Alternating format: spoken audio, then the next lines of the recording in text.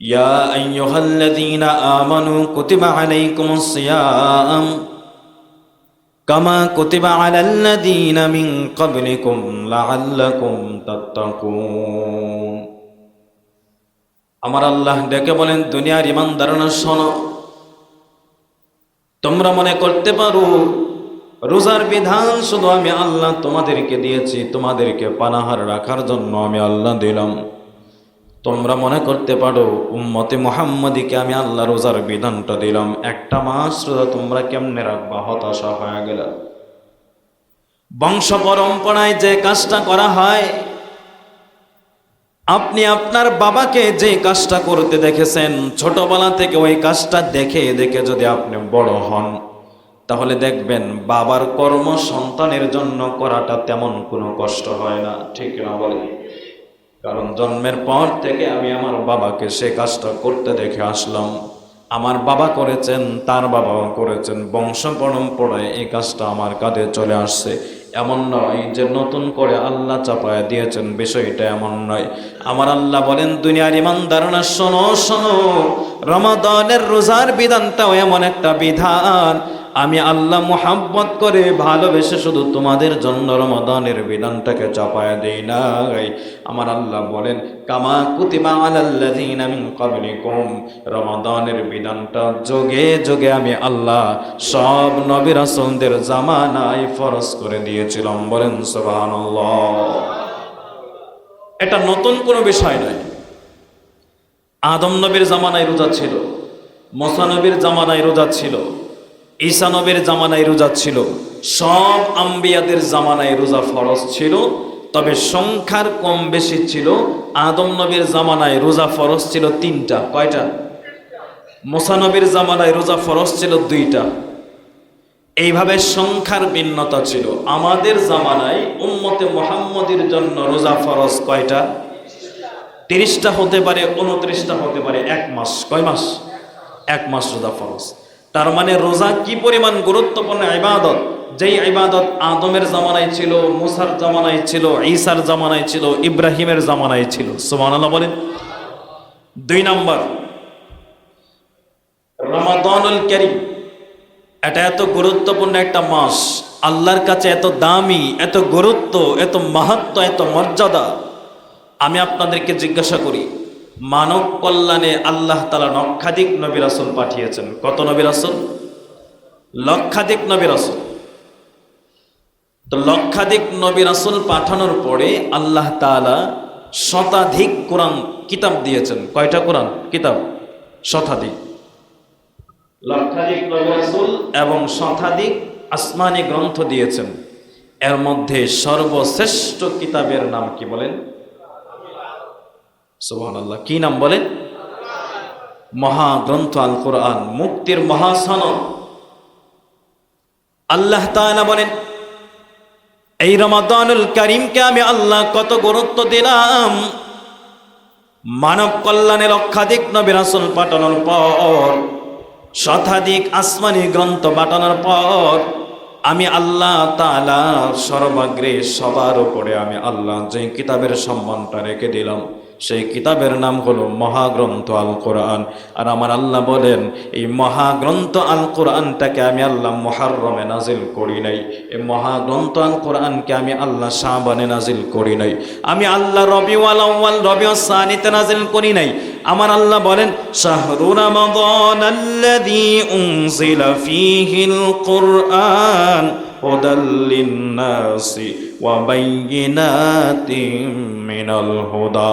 আমার আল্লাহ বলেন, ইমানদাররা, এই মহাগ্রন্থ আল কোরআন আমি চাইলে অন্যান্য মাসও পাঠাইতে পারতাম। আমি আল্লাহ চাইলে শাবান, রবিউল আউয়াল, রবিউল সানিতে পাঠাইতে পারতাম। কিন্তু আমি আল্লাহর রমাদানের গুরুত্ব বোঝানোর জন্য শ্রেষ্ঠ গ্রন্থ মহাগ্রন্থ আল কোরআনকে আমি আল্লাহ রমাদান মাসে নাজিল করলাম। তাহলে বোঝা গেল রমাদানের গুরুত্ব কম না বেশি? 3 নম্বর উদাহরণ, এই যে আমরা ধর্ম মানে ইসলাম, এই মসজিদটা নির্মাণ করা হলো, এখানে অনেকগুলো খুঁটি দেওয়া হলো, খুঁটির উপরে স্তম্ভটা দাঁড়িয়ে আছে। এই যে খুঁটি দিয়ে মসজিদ নির্মাণ করা হলো, খুঁটি না দেওয়া শুধু ছাদ দাঁড় করানো যাবে না? জোরে বলেন। খুঁটি ছাড়া ছাদ দাঁড়ানো যাবে না। মসজিদ এর ভিত্তি হলো মূল, খুঁটিগুলো হলো মূল। ভিত্তির উপরে নির্ভর করে এটার উপরে আপনি কয়তলা নির্মাণ করবেন, কি পরিমাণ রুম করবেন, কি পরিমাণ লোড ওপরে দিতে পারবেন। তার মানে একটা ভবনের মূল হলো ভিত্তি এবং খুঁটি, ঠিক কিনা বলেন? ভিত্তি ঠিক রাখার পরে এটার ভিতরে আপনি রুম করবেন, বাথরুম করবেন, ওয়াশরুম, যা কিছু মন চাই করবেন, কিন্তু আগে খুঁটি ঠিক রাখতে হবে, ঠিক কিনা বলেন? মুসলমান ভাইরা আমার, ইসলাম হলো একটা ঘরের মতো, একটা বিল্ডিং এর মতো। ইসলাম হলো একটা ভবনের মতো। মায়ার নবী বলেন, ইসলামের মধ্যে জিহাদ আছে, ইসলামের মধ্যে অনেক নফল ইবাদত আছে, কিন্তু পুরা ইসলাম নামক ধর্মটা যেই বিষয়টার উপরে ভর করে দাঁড়িয়ে আছে সেটা হলো 5টা বিষয়। কয়টা বলে? বুনিয়াল ইসলাম আলা খামসিন, শাহাদাতু আল্লা ইলাহা ইল্লাল্লাহ ওয়া আন্না মুহাম্মাদান রাসূলুল্লাহ ওয়া ইকামিস সালাহ ওয়া ইতাইজ যাকাত ওয়াল হজ্জ ওয়াস সাওম রমাদান। আমার মায়ার নবী বলেন, 5টা বিষয়ের উপরে ভিত্তি করে ইসলাম নামক ধর্মটা দাঁড়িয়ে আছে। 5টা খুঁটির উপরে ভিত্তি করে ইসলাম নামক ধর্মটা দাঁড়িয়ে আছে। এর মধ্যে একটা হলো আমার আল্লাহ বলেন, মায়ের নবী বলেন, 5টার মধ্যে একটা খুঁটির নাম হলো রমজান মাসের রোজা। সুবহানাল্লাহ। তাহলে কি পরিমাণ গুরুত্ব চিন্তা করেন। পুরা ইসলাম ধর্মটা 5টা খুঁটির উপরে দাঁড়ানো। কয়টা খুঁটি? আরো যারা কয়টা? 5টা। 1 নাম্বার হলো ঈমান। 1 নাম্বার কি? 2 নাম্বার রোজা। 2 নাম্বার। 3 নাম্বার হলো সওম। 3 নাম্বার। 4 নাম্বার যাকাত। 5 নাম্বার হজ। এবার আপনি 4টা খুঁটি 5টা খুঁটি দিয়ে একটা ঘর বানালেন, একটা খুঁটি ভেঙে পড়ে গেল, ঘরের শক্তি আগের মতো থাকবে না কমে যাবে? আরো জোরে। 2টা পড়ে গেল, থাকবে না কমে যাবে? ঠিক তদ্রূপ পুরা ইসলাম ধর্মটাকে আল্লাহ তাআলা একটা ঘর বানিয়ে 5টা খুঁটির উপরে দাঁড় করিয়ে রেখেছেন। এর মধ্যে একটা হলো রমজান মাসের রোজা। সুবহানাল্লাহ বলি। 4 নাম্বার গুরুত্ব। 4 নাম্বার গুরুত্ব রাসূল করিম সাল্লাল্লাহু আলাইহি ওয়াসাল্লাম বলেন, ইন্না ইদ্দাতাশ শুহুর ইনদা 12 শাহরান। আল্লাহ সুবহানাহু ওয়া তাআলা বলেন, আসমান এবং জমিন যেই দিন থেকে আল্লাহ বানিয়েছেন, যেই দিন থেকে আসমান জমিনকে আল্লাহ তৈরি করেছেন, ওই দিন থেকে মাসের গণনা 12টা। কয়টা? আরো যারা কয়টা? 12টা মাসের গণনা। এটা নতুন না, এটা আসমান জমিন যেই দিন থেকে আল্লাহ বানিয়েছেন, আল্লাহ বলেন ওই দিন থেকে 12টা মাসের গণনাকে আমি আল্লাহ নির্ধারণ করে দিয়েছি। মুসলমান ভাইরা আমার, 12টা মাসের নাম হলো মুহররম, সফর, রবিউল আউয়াল, রবিউস সানি, জামাদুল আউয়াল, জামাদিউস সানি। এইভাবে একে একে 12টা মাস আমার আল্লাহ তৈরি করলেন। সব মাস আমার আল্লাহর দেওয়া। আমার আল্লাহ বলেন, রমাদান মাস ছাড়া কোরআনুল কারিমে আমি আল্লাহ কোন মাসের নামকে উল্লেখ করি নাই। রমাদান মাসের কি পরিমাণ গুরুত্ব আমার আল্লাহর কাছে জানো? বাকি 11টা মাসের নাম আমি আল্লাহ কোরআনে উল্লেখ করি নাই, শুধুমাত্র রমাদানের নাম আমি আল্লাহ কোরআনে উল্লেখ করলাম। তাহলে গুরুত্ব কম না বেশি? রমাদানের গুরুত্ব সম্পর্কে আমরা 4টা কথা শুনলাম। কয়টা? আরো যারা কয়টা? 1 নাম্বার হলো রমাদান মাসের রোজা আমাদের জন্যই ফরজ নাকি আগেও ছিল? আগেও ছিল। 2 নাম্বার হলো রমাদান এটা এমন ঐতিহাসিক একটা মাস যেই মাসে আল্লাহ নাজিল করেছেন মহাগ্রন্থ আল কোরআন। 3 নাম্বার হলো ইসলাম নামক গাছটা, বাড়িটা কয়টা ভিত্তির উপরে? এর মধ্যে একটা কি? রোজা। এর মধ্যে একটা রোজা। 4 নাম্বার হলো 12টা মাস কে বানিয়েছেন? আরো যারা কে? মুহররম মাস যিনি দিয়েছেন তার নাম কি? সফর মাস যিনি দিয়েছেন তার নাম কি? রজব মাস যিনি দিয়েছেন তার নাম? রমজান মাস যিনি দিয়েছেন তার নাম? আল্লাহ বলেন 11 মাসের নাম কোরআনে নাই, রমজানের নাম কোরআনে কেন আছে জানো? কারণ রমাদান হলো আমি আল্লাহর কাছে সবথেকে গুরুত্বপূর্ণ মাস। সুবহানাল্লাহ বলেন। এবার আসেন, এই যে এত গুরুত্বপূর্ণ মাসের কথা আমরা শুনলাম, এই মাসের রোজা যদি আমরা রাখি, এই মাসের কি ফজিলত, এই মাসের রোজা রাখলে আল্লাহ কি ফ্যাসিলিটি আমাদেরকে দান করবেন জানার দরকার আছে না নাই? এক নম্বর, রাসূল করিম সাল্লাল্লাহু আলাইহি ওয়াসাল্লাম বলেন, উম্মতের দল শোনো শোনো, রমাদান মাস এটা কেমন দামি মাস জানো জানো। রমাদানের চন্দ্র যখন আকাশে উদিত হয়, মায়ার নবী ডাক দেয়া বলেন, ইদা কানা আউয়ালু লাইলাতিন মিনাশ শাহরি রমাদান সুফিদাতিশ শায়াতিন ওয়া মারাদাতিল জিন্নি ওয়াল গুল্লিকাত আবওয়াবুন নার ফালাম ইফতাহ মিনহা বাবুন ওয়া ফুতিহাত আবওয়াবুল জান্নাতি ফালাম ইউগলাক মিনহা বাবুন। জোরে বলুন সুবহানাল্লাহ। মায়ের নবী ডাক দেয়া বলেন, উম্মতরা শোনো, রমজানের সূর্য যখন পূর্ব দিগন্তে উদিত হয়, বহুবিধ কল্যাণ নিয়ে যখন রমজানের সূর্যটা পূর্ব দিগন্তে উদিত হয়ে যায়, উদিত হইতে দেরি হয়, আমার আল্লাহ শয়তানকে বন্দী করতে দেরি করেন না। দুই নম্বরে মায়ের নবী বলেন, শুধু শয়তানকে বন্দী করেন বিষয়টা এরকম না। আল্লাহ তাআলা বলেন, যেই জাহান্নাম আমি বান্দা বান্দীদের জন্য বানাইলাম, রমজানের সূর্য উদিত হওয়ার পর জাহান্নামের দরজাগুলোকে আমার আল্লাহ এমন ভাবে বন্ধ করে দেন, মায়ার নবী বলেন, ফালাম ইউগলাক বাবুহা, তার দরওয়াজা রমজানের চাঁদ ডোবা পর্যন্ত, যতদিন না পর্যন্ত রমজানের পরবর্তী মাস আসে, একটা মাসের জন্য আমার আল্লাহ রমজানের ওই জাহান্নামের দরওয়াজাকে বন্ধ করে দেন। তারপরে মায়ার নবী বলেন, জান্নাতের দরওয়াজাগুলো আমি আল্লাহ আমার বান্দা বান্দিদের জন্য উন্মুক্ত করে দেই। রমজানের চাঁদ উদিত হওয়ার সাথে সাথে পুরা মাস জুড়ে জান্নাতের দরওয়াজাগুলোকে আমি আল্লাহ খুলে দেই, আর জান্নাতের দরওয়াজাগুলো আমার বান্দাগুলোকে ডাকে আর বলে, আয় ও রোজাদারেরা, রহমত আর বরকতের মাস নিয়ে তোমার সামনে রমজান চলে আসলো, তাড়াতাড়ি সিয়াম সাধনা করো, রমজানের রোজা রাখো। রমজানের রোজা রেখে জান্নাতের 8টা দরওয়াজা আমি আল্লাহ তোমাদের জন্য খুলে দিলাম।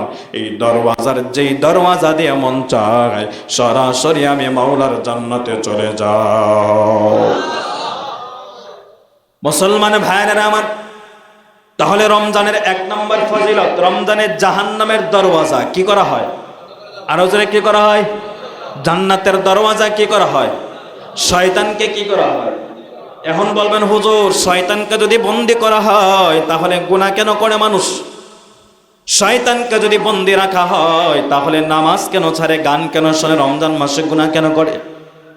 একটা পুকুরের কিনারায় যদি আপনি পানির মধ্যে নাড়া দেন, চতুর্পার্শ্বে পুকুরের পানি বাইরে দেওয়া থাকে, পানির মধ্যে হাত দিয়া ঢেউ তুললে, হাত দিয়া ঢেউ তোলা 5 মিনিট পরেও দেখবেন অপর প্রান্তে আস্তে আস্তে করে ঢেউর ধাক্কা লাগে কি লাগে না? মায়ার নবী ডাক দেয়া বলেন, রমাদানুল কারিমে শয়তান মানুষকে কুমন্ত্রণা দিতে পারে না, শয়তান মানুষকে গুনার জন্য কুমন্ত্রণা দেয় না, শয়তানকে আমার আল্লাহ বন্দী করে না কেন? কিন্তু মায়ার নবী বলেন, তারপরেও মানুষ কেন করে, কেন গুনাহ করে জানোনি? রমাদানের আগে 11টা মাস বান্দাকে গুনাহ করাইতে করাইতে শয়তান তাকে গুনার ওই দুর্নীতি আর চাঁদাবাজি আর ধর্ষণের হেডমাস্টার বানায় দিছে। ঠিক না বলে? শয়তান কয়, ঠিকাদারি সব তোরে দিলাম, যা এবার আমি বন্দী, তুই আমার কাজগুলো চালায় আনে। তো শয়তানে মিনাল জিন্নাতি ওয়ান নাস, সূরা নাসের মধ্যে আল্লাহ বলেন, শয়তান এবং খারাপ শুধু খান্নাস শুধু জিন থেকে হয় না, মানুষ থেকেও কিছু খারাপ হয়। ঠিক কিনা বলো? শয়তান বলে, 11 মাস তোরে আমি গুনাহ করাইলাম, চুরি করাইলাম, ডাকাতি করাইলাম, মিথ্যা বলাইলাম, পাপাচার করাইলাম, রমজানে 1 মাস আল্লাহ আমারে বন্দী করে দেয়, আমার সব দায় দায়িত্ব তোরে দিয়ে দিলাম। এজন্যই দেখেন না, রমজান আসার পরেও কিছু মানুষ গুনাহ করে, আছে না নাই? মুসলমান ভাইয়েরা আমার, রমাদানুল কারিমের 2 নম্বর ফজিলত, মায়ার নবী রাহমাতুল লিল আলামিন বলেন, ইন্না ফিল জান্নাতি বাবান, জান্নাতের মধ্যে একটা দরওয়াজা আছে, ইউকালু লাহুর রায়্যান ইয়াদখুলু মিনহুস সাইমুনা ইয়াওমাল কিয়ামা।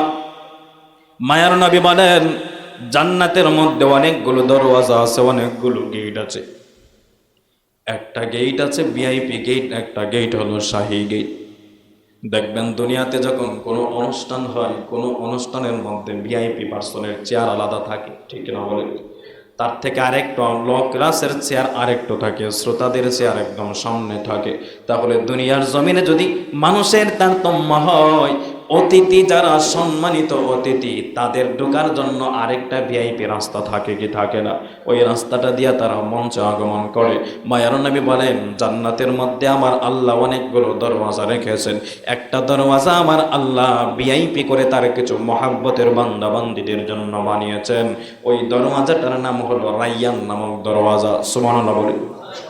কিয়ামতের ময়দানে যখন রোজাগুলো আল্লাহর দরবারে দাঁড়ায়, আল্লাহর দরবারে রোজাগার দাঁড়ানোর পর মায়ার নবী ডাক দিয়া বলেন, ওই হাসরের ময়দানে সূর্যের তাপে জমিনটা যখন তামা হয়ে যাবে, মাথার এক বিঘট উপরে সূর্য চলে আসবে, মানুষগুলো বেকার হয়ে হয়ে দৌড়াবে। ওই দিন আমার আল্লাহ মায়ার নবী ডাক দিয়া বলেন, রোজাদার বান্দা বান্দে এগুলোকে ডাক দিবেন আর বলবেন, রোজাদাররা আয়, আমি আল্লাহ ভিআইপি মেহমান বানায়া তোকে রাইয়ান নামক দরওয়াজা দিয়া জান্নাতে ঢোকায় দেব।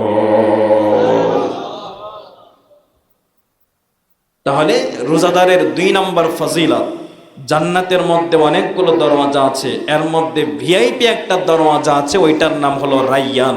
ওই দরওয়াজা দিয়ে আল্লাহ ঢুকাবেন দুনিয়াতে তার রোজাদার বান্দা বান্দীদেরকে। সুবহানাল্লাহ বলেন। 3 নম্বর ফজিলত, হাদিসে কুদসি আল্লাহ সুবহানাহু ওয়া তাআলা বলেন, মুসলিম শরীফে হাদিসটি আসছে, রাসূল করিম সাল্লাল্লাহু আলাইহি ওয়াসাল্লাম বলেন, বান্দা যখন রোজা রাখে, দুনিয়ার জমিনে আদম সন্তান নামাজ পড়ে, আল্লাহ তাআলা বলেন, ফেরেশতারা যাও যাও, আমার আদমের আমল নামায় তোমরা নেকি লিখে দাও। ফেরেশতারা আদমের আমল নামায় নামাজের লিখিটা লিখে দেয়। বান্দা যখন হজ করে, ফেরেশতাদেরকে আল্লাহ বলেন, বান্দার আমল নামায় তোমরা নেকিটা লিখে দাও। বান্দা যখন যাকাত দেয়, ফেরেশতারা বলে, বান্দার আমল নামায় তোমরা নেকিটা লিখে দাও। বান্দা যখন অন্যান্য কাজ করে, বান্দা যখন দান সাদকা করে, ফেরেশতাদেরকে আমার আল্লাহ বলেন, ফেরেশতার দল, আমার বান্দা দান সদকা করেছে, তার আমল নামায় তোমরা নেকিটা লিখে দাও। আর যেই বান্দা রোজা রাখে, আমার আল্লাহ বলেন, ফেরেশতারা রোজাদারের নেকি তোমরা দিবা না, রোজাদারের নেকি তোমরা নিজ হাতে আমল নামায় লিখবা না। আমার যে বান্দা একটা মাস কষ্ট করে করে সিয়াম সাধনা করলো, ওই বান্দাদের প্রতিদান আমি আল্লাহ নিজ হাতে প্রদান করব। মুসলমানের আওয়াজে বলো না সুবহানাল্লাহ। আল্লাহ বলেন, নামাজ পড়েছে বান্দা, সওয়াব ফেরেশতারা দাও। রোজা রেখেছে, নির্দিষ্ট পরিমাণ সওয়াব। যাকাত দিয়েছে, নির্দিষ্ট পরিমাণ সওয়াব লিখে দাও। দান সদকা করেছে, নির্দিষ্ট পরিমাণ একটা সওয়াব লিখে দাও। আর আমার কিছু বান্দারা, কিছু বান্দিরা ভোর রাত থেকে নিয়ে সুবহে সন্ধ্যা পর্যন্ত না খেয়ে সমস্ত গুনাহ থেকে নিজেকে বিরত রেখে রোজা রেখেছে, ফেরেশতারা আস-সাওমু লি ওয়া আনা আজজি বিহি, আমার বান্দা আমার জন্য রোজা রেখেছে, সুতরাং এই প্রতিদান তোমরা দিলে হবে না, এই প্রতিদানটা স্বয়ং আমি আল্লাহ আহকামুল হাকিমিন নিজ হাতে বান্দাকে প্রদান করব। সুবহানাল্লাহ। তাহলে ফজিলত আছে না নাই? মুসলমান ভাইরা আমার, রোজার 4 নম্বর ফজিলত, ইবনে মাজার বর্ণনায় মায়ার নবী বলেন, উম্মতের দল শুনো, রমজান মাসের রোজার 4 নম্বর ফজিলত কি জানো? রাহমাতুন লিল আলামিন বলেন, আস-সাওমু জান্নাতুন মিনান নারি কা জান্নাতি আহাদিকুম মিনাল কিতাল। সুবহানাল্লাহ বলেন। মায়ার নবী বলেন, দুনিয়াতে দেখবেন মানুষ যুদ্ধ জিহাদ করলে ঢাল ব্যবহার করে প্রতিরক্ষার জন্য। মায়ার নবী বলেন, আস-সাওমু জান্নাতুন, কিয়ামতের ময়দানে যখন বান্দাগুলো দাঁড়াবে, জাহান্নামের আগুন যখন তাকে ঘেরাও করার জন্য সামন দিকে ধেয়ে আসতে থাকবে, মায়ার নবী বলেন, ওই কিয়ামতের ময়দানে একজন রোজাদারের জন্য একটা রোজা ডাল হিসাবে জাহান্নাম থেকে প্রতিরক্ষার কাজ করবে। ঢাল হয়ে যাবে। ঢাল যেমন সামন দিকে ধরলে বান্দার উপরে কোনো আক্রমণ হয় না, রাহমাতুল লিল আলামিন বলেন, কিয়ামতের ময়দানে আমার রোজাদার বান্দি, রোজাদার বান্দাগুলো যখন দাঁড়াবে, ও মায়ার উম্মতেরা শোনো, আমার আল্লাহ যখন ডান দিকে বান্দাকে আযাব দিবেন, বাম দিকে আযাব দিবেন, সামন দিকে যখন কিয়ামতের ময়দানে আগুন তাকে ধাওয়া করবে, নবী বলেন আস-সাওমু জান্নাতুন, ওই ঢাল হিসাবে রোজাটাকে বান্দা ধরে দিবে, কিয়ামতের ময়দানে রোজা বান্দাকে জাহান্নামের আগুন থেকে বাঁচায়া দিবে। সুবহানাল্লাহ। তার মানে রোজা রাখতে হবে কি হবে না? কয়টা? 1 মাস। কয়টা? 1 মাস আমরা রোজা রাখবো। অনেক মানুষ আছে দেখবেন বলে হুজুর গ্যাস্ট্রিকের কারণে রোজা রাখতে পারি না। গ্যাস্ট্রিকের কারণে সব কাজ চলে, খালি রোজাটাই চলে না। ঠিক কিনা বলেন? ওই হুজুর বড় অসুস্থ, রোজা রাখতে পারি না। হ্যাঁ, ইসলাম আপনাকে এখতিয়ার দিয়েছে, এমন অসুস্থতা যদি হয়, অসুস্থতা রোজা রাখলে আপনার অসুস্থতা বেড়ে যাবে, রোজা রাখলে আপনার এমন কষ্ট হবে, আপনাকে ডাক্তার বলেছে নিয়ম করে 3 বার ওষুধ খেতে হবে, রোজার দিনেও দুপুরবেলা ওষুধ খেতে হবে, ওষুধ না খেলে আপনার অসুস্থতা বেড়ে যাবে। এমত অবস্থায় ইসলাম বলে, ইসলামে তো কঠোর নয়, ইসলাম বলে অসুস্থ থাকলে রোজা ছেড়ে দাও, সমস্যা নাই, যখন সুস্থ হবে তখন আবার কাজা আদায় করে নিবে। সুবহানাল্লাহ বলেন। এত সহজ করার পরেও দেখবেন বিনা কারণে গ্যাস্ট্রিকের অজুহাত দিয়ে অনেক মানুষ রোজা ছেড়ে দেয়। অনেকেই রোজা ছেড়ে দেয়, বলে আমার গ্যাস্ট্রিকের সমস্যা। তো গ্যাস্ট্রিকের কামড়ে তোমার সব চলে, রোজাটাই শুধু চলে না। আল্লাহ আমাদেরকে মাফ করুন। তাহলে 4 নম্বর ফজিলত হলো রোজা এমন একটা ইবাদত, রাসূল বলেন আস-সাওমু জান্নাতুন, কিয়ামতের ময়দানে রোজাটা বান্দাকে জাহান্নামের আগুন থেকে বাঁচানোর জন্য ঢাল হিসেবে কাজ করবে। সুবহানাল্লাহ বলেন। মুসলমান ভাইরা আমার, মায়ার নবী রাহমাতুল লিল আলামিন বলেন উম্মতের দল, এই রোজাটা কেমন ইবাদত জানো?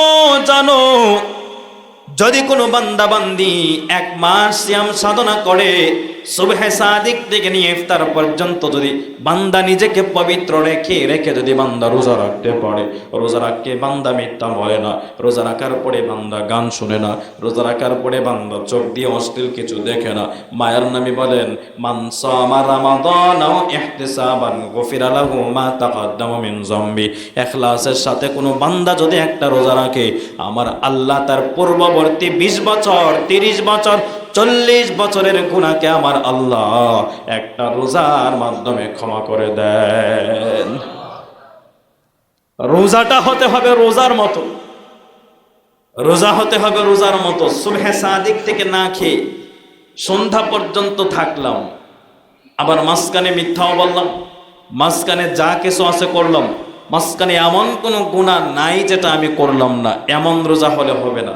রোজাটা হতে হবে এমন লিল্লাহিয়াতের জন্য, আল্লাহর জন্য। মায়ার নবী বলেন মান সামা রমাদান ইহতিসাবান গুফিরা লাহু মা তাকদ্দামা মিন যামবি, কোন বান্দা যদি রমাদানের একটা রোজা রাখে ইহতিসাবের সাথে, ইখলাসের সাথে, আল্লাহকে সন্তুষ্ট করার সাথে, মায়ার নবী বলেন গুফিরা লাহু মা তাকদ্দামা মিন যামবি, আমার বান্দার জীবনের পূর্ববর্তী সমস্ত গুনাহগুলোকে আল্লাহ ক্ষমা করে দিবেন।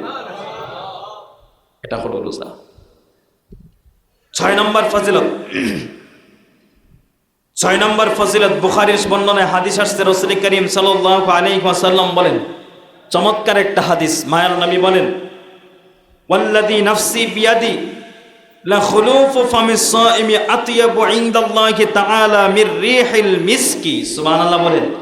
মায়ার নবী বলেন আমার যে বান্দারা, আমার যে বান্দিরা, মায়ের নবী বলেন যে উম্মতুষ্ট করার জন্য একটা সিয়াম পালন করে, একটা রোজা রাখে, রোজা রাখার কারণে পাকস্থলী শূন্য হওয়ার কারণে পাকস্থলী থেকে একটা গন্ধ আসে কি আসে না? খালি পেটে থাকলে মুখ থেকে একটা গন্ধ আসে। মায়ার নবী বলেন আমার আল্লাহর কাছে রোজাদারের পাকস্থলীর গন্ধটা কি পরিমাণ প্রিয় জানো? জান্নাতের মেশক আম্বরের চেয়েও রোজাদারের পাকস্থলীর মুখের গন্ধ আল্লাহর কাছে বেশি প্রিয়। এত দামি রোজা কেমনে ছেড়ে দেন আপনি? কেমনে রোজা ছেড়ে দেন আপনি? একজন ইমানদার ওমর রাদিয়াল্লাহু তাআলা আনহু থেকে হাদিস বর্ণনা করা হয়, হযরত ওমর বলেন রমাদান মাস আসার 5 মাস আগ থেকে সাহাবায়ে কেরাম আল্লাহর কাছে দোয়া করতেন আর বলতেন আল্লাহ গো, ও মালিক তুমি আমাদেরকে রমাদান পর্যন্ত হায়াত বাড়ায়া দাও। যখন রোজাটা চলে যেত, হযরত ওমর রাদিয়াল্লাহু তাআলা আনহু দরওয়াজা বন্ধ করে কান্না করতেন। সাহাবায়ে কেরাম জিজ্ঞাসা করেন, ওমর, ঈদের আনন্দে সবাই আনন্দ করে, তুমি কেন কান্না করো? হযরত ওমর বলেন, একটা মাস আমি রোজা রাখলাম, একটা মাস সিয়াম সাধনা করলাম, জানি না আমার রোজা আর সিয়াম আল্লাহর কাছে কবুল হয়েছে কিনা। আর রোজা চলে গিয়েছে, রোজা চলে যাওয়ার সাথে সাথে আমার কাছে মনে হয় কি যেন একটা আমার কাছ থেকে হারিয়ে গেল। সুবহানাল্লাহ বলে। এজন্য দেখবেন প্রকৃত রোজাদার যারা, বলুন প্রকৃত রোজাদার যারা, রোজাদার কিন্তু দুই প্রকার। কয় প্রকার? একদল হলো নামকে ওয়াস্তে রোজাদার, আরেক দল হলো প্রকৃত রোজাদার। প্রকৃত রোজাদার যারা রমজানের রোজা চলে গেলে দেখবেন একটা ভেতরে অনুভূতি হয়, আহারে কি যেন চলে গেল, ঠিক কিনা বলেন? প্রকৃত রোজাদার হায় হায় করে, আহারে রমজান যদি আরো লম্বা হতো তাহলে আমি আরো ইবাদত করতে পারতাম, আরো ফজিলত আমি লাভ করতে পারতাম, কি যেন আমার কাছ থেকে হারায় গেল। এজন্য একটা রোজাও হেলায় হেলায় ছেড়ে দিবেন না, হেলাই হেলাই রোজা ছেড়ে দিবেন না। 6 নম্বর হলো রোজাদারের মুখের গন্ধ, পাকস্থলী থেকে যে গন্ধটা আসে এটা আল্লাহর কাছে মেশক আম্বরের থেকে আরো দামি। সুবহানাল্লাহ বলে। মুসলমান ভাইরা আমার, মায়ার নবী রাহমাতুল লিল আলামিন বলেন, রোজার 7 নম্বর ফজিলত মুসলিমের বর্ণনায় মায়ার নবী হাদিসটা বর্ণনা করেন। আল্লাহর নবী বলেন, লিসাইমি ফারহাতানে, ফারহাতুন ইনদা ফিতরিহি ওয়া ফারহাতান ইনদা লিকাই রাব্বি। মায়ার নবী বলেন, রোজাদারের জন্য দুইটা আনন্দ। কয়টা আনন্দ? 1 নম্বর আনন্দ হলো রোজাদার সারাদিন রোজা রেখে ইফতারির সামনে নিয়ে যখন বসে থাকে দেখবেন তখন মনের মধ্যে একটা আনন্দ কাজ করে, করে কি করে না? যখন আমার সামনে হরেক রকমের খাবার, কিছুক্ষণ পরেই তো আমি খাবারটা গ্রহণ করব, এটা হলো রোজাদারের জন্য একটা আনন্দ। আর মায়ার নবী বলেন, চূড়ান্ত 2 নম্বর আনন্দ হলো রোজাদার গুলো যখন কিয়ামতের ময়দানে দাঁড়াবে, আমার আল্লাহ লিকাই রাব্বিহি, কিয়ামতের ময়দানে রোজাদার বান্দা বান্দিগুলোকে আমার আল্লাহ ডেকে ডেকে তার সাথে দিদার দিবেন। সুবহানাল্লাহ বলেন। ডেকে ডেকে আল্লাহ দিদার দিবেন আর বলবেন, রোজাদার বান্দারা, ও রোজাদার বান্দিরা, আমি আল্লাহর জন্য তোমরা রোজা রেখেছো, আমি আল্লাহর জন্য সিয়াম সাধনা করেছো, লিকাই রাব্বি, চূড়ান্ত খুশি, চূড়ান্ত আনন্দ, চূড়ান্ত পুরস্কার আমি আল্লাহ তোমাদেরকে দান করব, সেটা হলো লিকাই রাব্বি। মুসলিমের বর্ণনায় হাদিস, মায়ার নবী বলেন, আমি আল্লাহ নিজে, আমি আল্লাহর জাত ও সিফাতের কুদরতি চেহারা নিয়ে তোমার সামনে দাঁড়ায়া যাব। সুবহানাল্লাহ। চিন্তা করছেন? একবার আপনি চিন্তা করে দেখেন যে কি পরিমাণ গুরুত্বপূর্ণ ইবাদত এটা। রোজা রাখার কারণে আমরা আমাদের আসমানের মালিক, জমিনের মালিক, কুল কায়নাতের মালিক আল্লাহকে আমরা দেখতে পারবো। মুসলমান ভাইরা আমার, মায়ার নবী রাহমাতুল লিল আলামিন বলেন, রোজাদারের জন্য 8 নম্বর ফজিলত। সুনানে ইবনে মাজার মধ্যে হাদিসটা মায়ার নবী বলেন, কিয়ামতের ময়দানে 2টা জিনিস আল্লাহর কাছে বান্দার জন্য সুপারিশ করবে। কয়টা? আরো ধরে পেছনের ভাইরা, কয়টা? একসাথে বলুন, কয়টা? 2টা জিনিস কিয়ামতের ময়দানে তার গুনাহগার বান্দা বান্দীদের জন্য আল্লাহর কাছে সুপারিশ করবে। 1 নম্বর হলো সিয়াম, 2 নম্বর হলো কোরআন।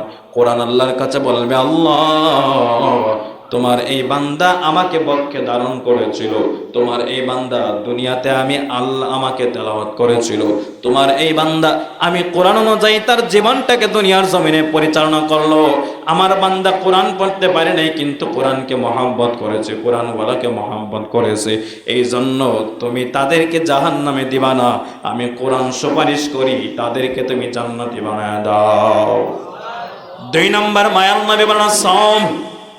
কিয়ামতের ময়দানে যখন আল্লাহ জাহান্নামের ফেরেশতা পাঠায় দিবেন, রোজাটা বান্দার সামনে যে হাজির হয়ে যাবে, রোজাটাকে আমার আল্লাহ একটা আকৃতি দিবেন।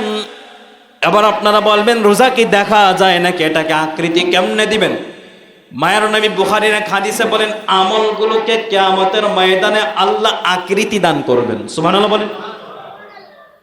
রোজাটা জাহান্নামের ফেরেশতাদের সামনে দাঁড়ায় বলবেন, আল্লাহ তোমার এই বান্দা তুমি আল্লাহকে সন্তুষ্ট করার জন্য আমি রোজাকে 1 মাস পর্যন্ত সাধনা করলো, আজকে যদি আমি রোজাকে তাকে জাহান্নামে দেওয়া হয়, আমি রোজার শাফাত করি আল্লাহ, আমি রোজাকে যেই বান্দা এত সম্মান করলো তুমি আল্লাহকে সন্তুষ্ট করার জন্য, এই বান্দাকে তুমি একটা বারের জন্য জাহান্নামে দিবা না রে মালিক।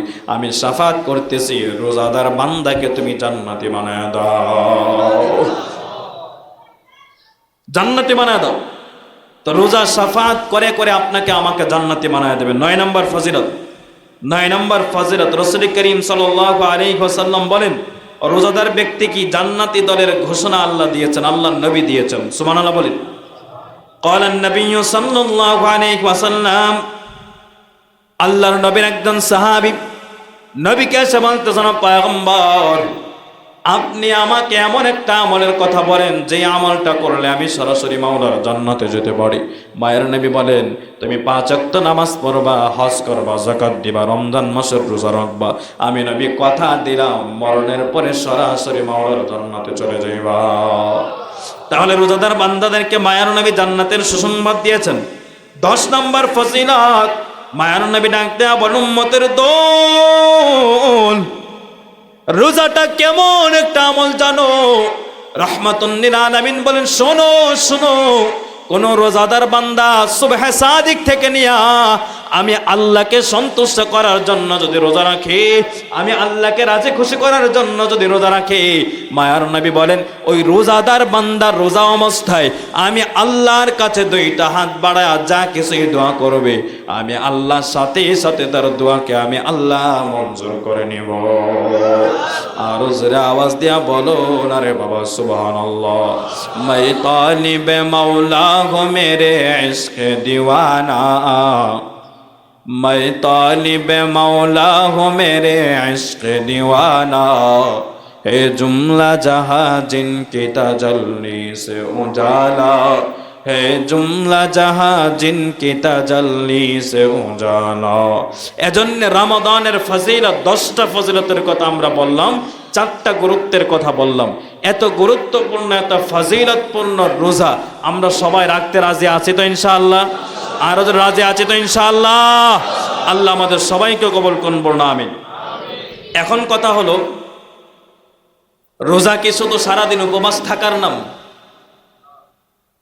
সারাদিন উপবাস থাকলাম, এই রোজা যদি আল্লাহর দরবারে কবুল না হয় তাহলে উপবাস থাকার কোনো দাম আছে? জোরে বলেন। 5টা বিষয় যদি আমরা ঠিক রাখতে পারি আমাদের রোজাটা আল্লাহর দরবারে গ্রহণযোগ্য হবে। কয়টা বিষয়? আরো জোরে কয়টা? 1 নম্বর মায়ের নবী বলেন হিফজুন নাজরি, নজরের হেফাজত। কিসের হেফাজত? আরো জোরে কিসের হেফাজত? রোজা রেখে কোনো বেগানা নারী কোনো অশ্লীল দৃশ্যের দিকে জেনে শুনে চোখ দেওয়া যাবে? আরো জোরে দেওয়া যাবে? এখন আপনারা বলবেন তাহলে হুজুর রমজানের বাইরে মনে হয় দেওয়া যাবে। রমজানের বাইরে দেওয়া যাবে? রমজানের বাহিরেও হারাম, যেটা রমজানের বাহিরে হারাম সেটা রমজানের ডাবল হারাম, ঠিক কিনা বলেন? মায়ের নবী বলেন সালাসাতুন লা তাদুররু আয়ুনুহুমুন নারু আয়ুনু হারাসাত ফি সাবিলিল্লাহ ওয়া আইনুন বাকাত মিন খাশিয়াতিল্লাহ ওয়া আইনুন গাদাত আন মাহারিমিল্লাহ। জোরে বলেন সুবহানাল্লাহ। 3টা চক্ষুকে আমার আল্লাহ জাহান্নামের আগুন দিয়া জ্বালাবেন না। 1 নম্বর হলো ওই চক্ষু, যেই চক্ষু আমার মায়ার নবী বলেন আল্লাহর ভয়ে ভয়ে কান্না করে, ওই চক্ষুকে আল্লাহ জাহান্নামের আগুন দিয়া জ্বালাবেন না। 2 নম্বরে মায়ার নবী বলেন যেই চক্ষু যুদ্ধের ময়দানে যুদ্ধ মানুষের মাল সামানা পাহারা দেয় তাদেরকে আমার আল্লাহ জাহান্নামের আগুন দিয়া জ্বালাবেন না।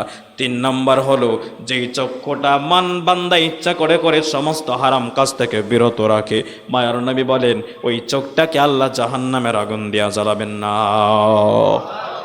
তাহলে রোজাকে যদি পরিপূর্ণ করতে হয়, রমজানের রোজাকে যদি সঠিকভাবে পালন করতে হয়, 1 নম্বর আমল আমরা আমাদের চোখের হেফাজত করব। পারবো তো ইনশাআল্লাহ? আর যাবেন ইনশাআল্লাহ। 2 নম্বর মায়ার নবী বলেন ও বান্দা বান্দিরা শোনো, যদি তুমি তোমার রোজাকে পরিপূর্ণ করতে চাও, হিফজুল লিসান, তুমি তোমার জবানকে হেফাজত করো। কি কে হেফাজত করতে হবে? জবানকে। রোজা অবস্থায় জবান দ্বারা কোনো খারাপ কথা বলা যাবে না, কোনো অশ্লীল কথা বলা যাবে না, মায়ার নবী রহমাতুল্লিল আলামিন বলেন, একটা মানুষ ততক্ষণ পর্যন্ত ইমানদার হতে পারে না, মুসনাদে আহমদের বর্ণনা, যতক্ষণ না পর্যন্ত তার কলব ঠিক হয়। কি ঠিক হয়? ততক্ষণ পর্যন্ত তার কলব ঠিক হবে না যতক্ষণ না পর্যন্ত তার জবান ঠিক হয়। ঠিক কিনা বলেন? তো রোজা রেখে কথায় কথা অশ্লীল ভাষা বলা যাবে না। 3 নম্বর হলো হিফজুল উজুনাইন। রাসূল করিম সাল্লাল্লাহু আলাইহি ওয়াসাল্লাম বলেন, রোজা রেখে তুমি তোমার লজ্জাস্থানের হেফাজত করো। কিসের হেফাজত? আরো জোরে, কিসের হেফাজত? লজ্জাস্থানের হেফাজত যদি করতে পারি, মায়ার নবী বলেন, মাই ইয়াজমান লি মা বাইনা লিহইয়াইহি ওয়া মা বাইনা রিজলাইহি আজমান লাহুল জান্নাহ। মায়ার নবী বলেন, উম্মতেরা, তোমরা আমি নবীকে 2টা জিনিসের জিম্মাদারি দাও। কয়টা জিনিসের জিম্মাদারি? 1 নম্বর হলো তোমাদের 2 ঠোঁটের মাঝখানে নরম জিহ্বা, এই জিহ্বাকে কন্ট্রোল করার জিম্মাদারি দাও। 2 নম্বর হলো তোমাদের 2 রানের মাঝখানের লজ্জাস্থান। এই 2টা জিনিসের জিম্মাদারি যদি আমি নবীকে তোমরা দিতে পারো, আমি নবী তোমাকে জান্নাতে নেওয়ার জিম্মা দিলাম। আর ওদের সুবহানাল্লাহ। কয়টা জিনিসের জিম্মা? তো জবানকে কন্ট্রোল করবো তো ইনশাআল্লাহ, জবানকে কন্ট্রোল করতে পারবো তো ইনশাআল্লাহ। 4 নম্বর, রাসূল করিম সাল্লাল্লাহু আলাইহি ওয়াসাল্লাম বলেন, 4 নম্বর হলো মায়ের নবী বলেন হিফজুল ফারাজি। রাসূল করিম সাল্লাল্লাহু আলাইহি ওয়াসাল্লাম বলেন লজ্জাস্থানের হেফাজত করো। 5 নম্বর রাসূল বলেন হিফজুল আদা। তোমার আরো যত অন্যান্য শরীর অঙ্গ প্রত্যঙ্গ আছে, তুমি তোমার অন্যান্য অঙ্গ প্রত্যঙ্গ দ্বারা রমজান মাসে কোনো গুনাহ করবে না। হাত আছে বলে হাত দ্বারা চাইলে একজনের থাপ্পড় দেওয়া যাবে? জোরে বলেন। রাস্তা দিয়ে হাসতেছেন রোজা রাইখা, কত খিদা লাগলে মাথা ঠিক থাকে না। ঠিক কিনা বলেন? খিদা লাগলে মাথা ঠিক থাকে না। এজন্য শরীয়তের একটা মাসআলা হলো, আপনার পেটে প্রচন্ড পরিমাণে ক্ষুধা, এদিকে নামাজের জামাত শুরু হয়ে গেছে, ইসলাম বলে আগে খাও তারপরে নামাজে যাও। সুবহানাল্লাহ বলেন। ইসলাম বলে আগে খায়া নাও তারপরে নামাজ পড়ো। আর খিদা লাগলে তুমি নামাজও দাঁড়ায়, নামাজে মন বসবে না। খেয়ে নাও আগে তারপরে নামাজ পড়ো। তো রমজানে যেহেতু সারাদিন রোজাদার বলে কথা, এত কষ্ট করে রোজা রাখলাম, ইফতারের আগ মুহূর্তে একজন এসে আমার সাথে একটা খারাপ ব্যবহার করলো, আমি তাকে সাথে সাথে মেজাজ গরম করে গালি দিলাম। মায়ার নবী বলেন, তোমাকে রমজান মাসে কেউ গালিও যদি দেয়, তুমি বলো আনা সাইম, আনা সাইম, আমি রোজাদার। 3 বার শব্দটা এসেছে হাদিসে। তুমি বলো আনা সাইম, আনা সাইম, আনা সাইম। তুমি 2 বার 3 বার করে বলো আমি রোজাদার। ভাই, আমি তোর সাথে ঝগড়া টগড়া করতে পারবো না, ঝগড়া করার মন চাইলে ইফতারের পরে আসিস, এখন যা রোজা ভাঙ্গি তারপরে আসিস। ঠিক কিনা বলেন? তো জবান দ্বারা বাজে কথা বলা যাবে না, হাত দ্বারা কাউকে কষ্ট দেওয়া যাবে না, অন্যান্য অঙ্গ প্রত্যঙ্গ যা কিছু আছে সব কিছু আমাদেরকে হেফাজত করে চলতে হবে। পারবো তো ইনশাআল্লাহ?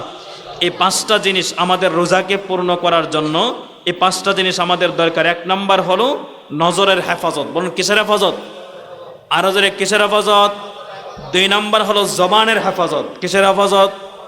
3 নম্বর হলো 2 চোখের উজুনাইন, কানের হেফাজত। কিসের হেফাজত? 4 নম্বর মায়ের নবী বলেন হিফজুল ফারাজি, লজ্জাস্থানের হেফাজত। 4 নম্বর মায়ের নবী বলেন হিফজুল আদা, অন্যান্য অঙ্গ প্রত্যঙ্গের হেফাজত। এই 5টা বিষয় হেফাজত করে যদি রমজান মাসের রোজা রাখতে পারেন, সিয়াম সাধনা করতে পারেন, আল্লাহর ওয়াদা, আল্লাহর ওয়াস্তে আমি বলি 5টা জিনিসকে আপনি হেফাজত করেন, মায়ের নবী বলেন তোমার রোজা আল্লাহর কাছে নূরুন ওয়ালা নূর, তোমার রোজা আল্লাহর কাছে আরশে আজিম পর্যন্ত পৌঁছে যাবে। সুবহানাল্লাহ বলেন। সম্মানিত হাজিরিন, তো এই বিষয়গুলো আমরা খেয়াল রাখবো, আমরা নজরে রাখবো ইনশাআল্লাহ। তো 5টা বিষয় হেফাজতের কথা আমরা বললাম, এবং রমাদানের রোজা গুরুত্বের কথা আমরা বললাম, রমাদান মাসের ফজিলতের কথা আমরা বললাম। এই ফজিলত এবং গুরুত্ব জেনে, আজমত জেনে আমরা 1 মাস সিয়াম সাধনা করব। রাজি আছেন ইনশাআল্লাহ? আমরা ইচ্ছা করে একটা রোজাও ছেড়ে দিব না, ঠুনকো কোনো অজুহাতে রোজা ছেড়ে দিব না। হ্যাঁ, ইসলাম তোমাকে সুযোগ দিয়েছেন, আপনাকে আমাকে সুযোগ দিয়েছেন, যদি এমন কোনো কারণ দেখা দেয় যে আপনি রোজা রাখতে অক্ষম, ইসলাম বলে রোজা ছেড়ে দাও, রমজানের পরে কাজা আদায় করো। কিন্তু গ্যাস্ট্রিক, জ্বর, মাথা ব্যথা, এই সমস্ত ন্যূনতম কারণে আমরা কেউ রোজা ছেড়ে দেব না ইনশাআল্লাহ। রাজি আছি তো ইনশাআল্লাহ? আল্লাহ আমাদের সবাইকে কবুল করুন। সকলে বলুন।